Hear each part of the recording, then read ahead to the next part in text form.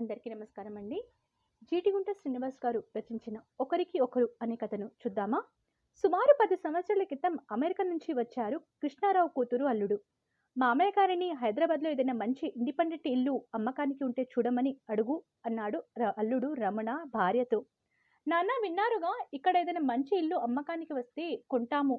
కొద్దిగా ఆ పని మీద దృష్టి పెట్టండి అంది కృష్ణారావు కూతురు శ్రీదేవి. మీకెందుకే ఇక్కడ? మీరు అమెరికా నుంచి వస్తారా? ఇక్కడ ఇంట్లో ఉంటారా? ఆ డబ్బుతో అక్కడే కొనుక్కోండి అన్నాడు కృష్ణారావు. అదేమిటి మామయ్య గారు, ఏదో 5, 6 ఏళ్లు ఉండి వద్దామని వెళ్ళాము తప్ప అక్కడే ఎందుకు ఉండిపోతాము అన్నాడు అల్లుడు. అయితే సరే, నాకు తెలిసిన కాంట్రాక్టర్ బీరంగుండలో ఇండిపెండెంట్ ఇల్లు కడుతున్నాడు. మంచి ఏరియా. అడుగుతాను. వీలుంటే రేపు ఉదయం బయలుదేరి వెళ్ళి చూసి మీకు నచ్చితే అడ్వాన్స్ ఇచ్చి బుక్ చేసుకుందాం అన్నాడు కృష్ణారావు. వంటింట్లో నుంచి రేపు మంచిది కాదు, ఎల్లుండి వెళ్దాం అంది కృష్ణారావు భార్య రాధిక. ఈ లోపున కృష్ణారావు కాంట్రాక్టర్ గారికి ఫోన్ చేసి, తన అల్లుడు కూతురు మంచి ఇండిపెండెంట్ ఇల్లు కొనడానికి చూస్తున్నారు. మీరు కొత్తగా వెంచర్ వేస్తున్నట్టు తెలిసింది. అందులో మాకేమైనా ఇవ్వగలరా అని అడిగాడు. అయ్యో, మీరు అడగటం, నేను ఇవ్వకపోవడమా? ఈ రోజు వచ్చి చూస్తారా అన్నాడు సుబ్బారాజు కాంట్రాక్టర్ గారు. లేదు, గురువారం మంచిది, ఉదయం వస్తాము అని చెప్పి అన్నమాట ప్రకారం అందరూ బయలుదేరి బీరంగూడలో సృజన హౌసింగ్ కాంప్లెక్స్ కి వెళ్ళి చూశారు. ఆ ఏరియా ఇప్పుడిప్పుడే డెవలప్ అవుతుంది. పూర్తయిన ఇల్లు చూసి అల్లుడు కూతురు ఇష్టపడ్డారు. అందరికంటే ఒక 2 లక్షలు తగ్గించి తీసుకుంటాను అన్నాడు సుబ్బరాజు గారు.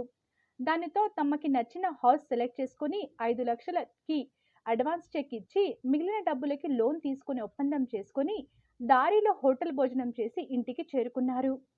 చెప్పిన ప్రకారం ఏడాదిలో ఇల్లు అన్ని రకాలుగా పూర్తి చేసి తాళాలు కృష్ణారావుకి అప్పగించాడు సుబ్బరాజు గారు.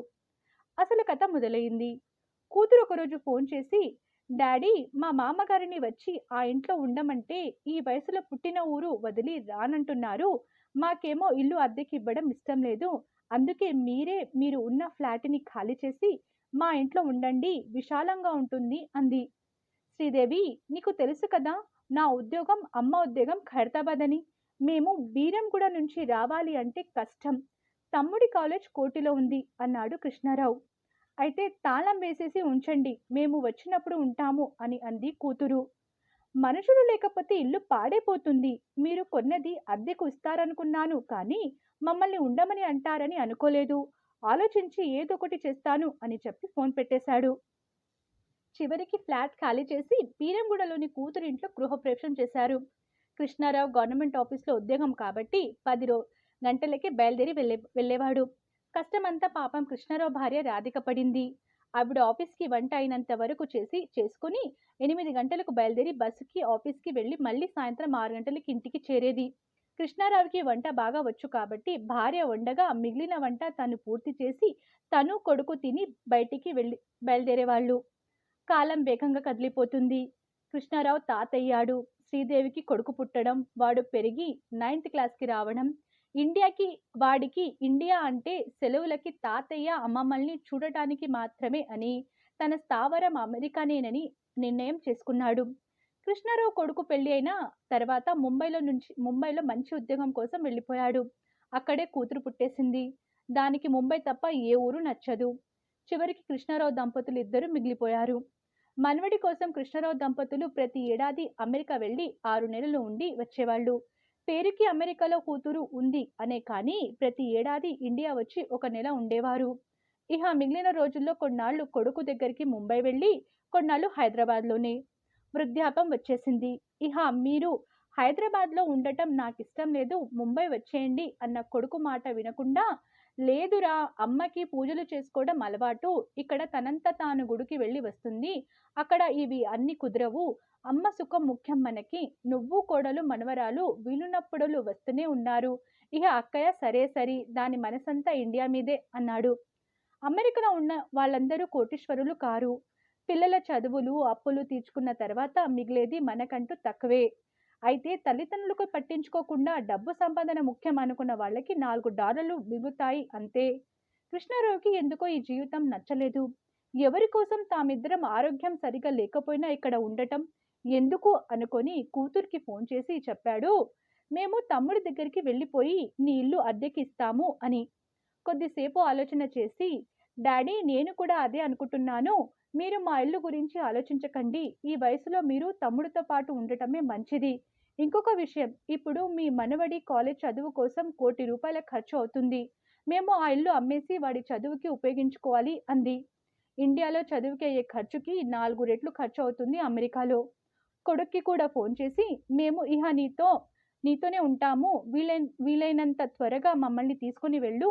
నువ్విక్కడికి ఒక 10 రోజులు సెలవు మీద వస్తే ఈ ఇల్లు అమ్మేసి అక్కకి డబ్బులు పంపించి మనం ముంబై వెళ్ళిపోదాం అన్నాడు. నీ మేనల్లుడు చదువుకి డబ్బులు అవసరము. ఇప్పుడు ఈ డబ్బు వాళ్ళకి ఉపయోగం. ఎలాగో వాళ్ళు అక్కడ సిటిజన్స్ కాబట్టి ఇక్కడ ఆస్తులు అనవసరం అన్నాడు.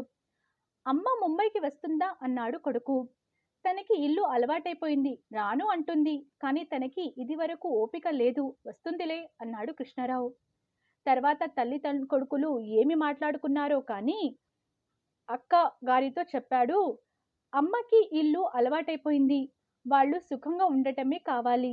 అందుకే నీకు ఆ ఇంటిని అమ్మితే వచ్చే డబ్బుని ట్రాన్స్ఫర్ చేస్తాను. తర్వాత నువ్వు ఇండియా వచ్చినప్పుడు రిజిస్ట్రేషన్ చేయండి అన్నాడు. నేను నా తమ్ముడికి కావాలంటే ఫ్రీగా ఇస్తాను తప్ప అమ్మను అనడంతో మొత్తానికి ఒప్పించి డబ్బులు పంపించాడు. తర్వాత నెలలో అల్లుడు వచ్చి బావమరిది పేరున ఇల్లు రిజిస్ట్రేషన్ చేసి వెళ్ళిపోయారు. అయితే అక్కగారికి ఇల్లు అమ్ముకున్నాను అనే అసంతృప్తి ఉన్నట్టు గ్రహించి, అక్క, ఇల్లు నా పేరున ఉన్నా నీ పేరున ఉన్నా ఒకటే. కావాలంటే ఇల్లు నీ పేరున రిజిస్ట్రేషన్ చేస్తాను. నాకు నాది నీది అనే తేడా లేదు. నాకు ఉన్నది ఒక ఆడపిల్ల, నీకు ఒక మగపిల్లాడు. ఇద్దరూ నాకు సమానమే. రేపు నా కూతురికి పెళ్ళై వెళ్ళిపోతుంది. మాకైనా నీకైనా నీ కొడుకే. అందుకని డబ్బులు, ఇల్లు, స్థలాలు ఇవి అమ్మ నాన్న పెట్టిన మన పేర్లలోనే ఉంటున్నాయి. మనం మన తల్లిదండ్రుల శేషా జీవితం హాయిగా గడిచేటట్లు చూడటమే మన పని.